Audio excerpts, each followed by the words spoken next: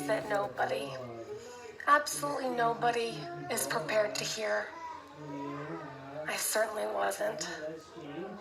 It was 3 years ago that I got a call in my office with the test results of a recent scan.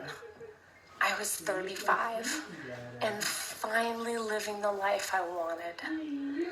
I married my high school sweetheart and had finally gotten pregnant after years of infertility.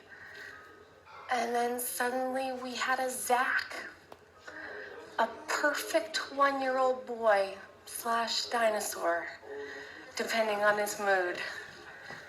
And having a Zach suited me perfectly. I had gotten the first job I applied for in academia, land of 1,000 crushed dreams. And there I was, working at my dream job with my little baby and the man I had imported from Canada. But a few months before, I'd started feeling pain in my stomach and had gone to every expert to find out why. No one could tell me. And then, out of the blue, some physician's assistant called me at work to tell me that I had stage 4 cancer and that I was going to need to come to the hospital right away. And all I could think of to say was, but I have a son. I can't end. This world can't end. It has just begun. And then I called my husband and he rushed to find me and I said all the true things that I have known. I said, I have loved you forever. I have loved you forever. I am so sorry. Please take care of our son. And then as I began the walk to the hospital, it crossed my mind for the first time. Oh, how ironic. I had just written a book called Blessed.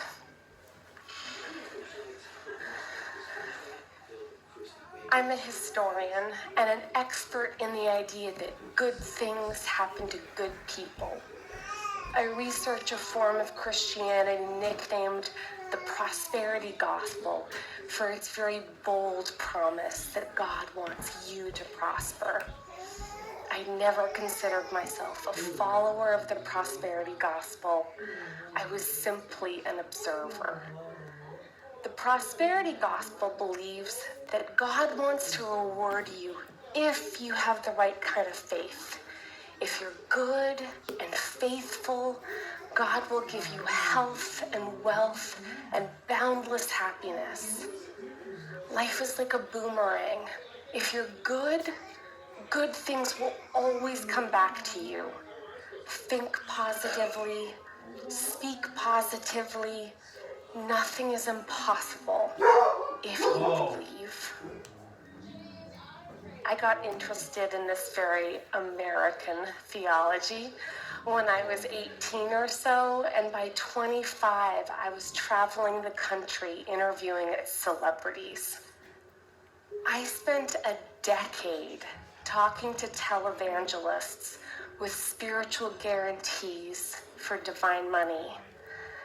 I interviewed countless megachurch pastors with spectacular hair about how they live their best lives now. I visited with people in hospital waiting rooms and plush offices. I held hands with people in wheelchairs, praying to be cured. I earned my reputation as destroyer of family vacations for always insisting on being dropped off at the fanciest megachurch in town. If there was a river running through the sanctuary, an eagle flying freely in the auditorium,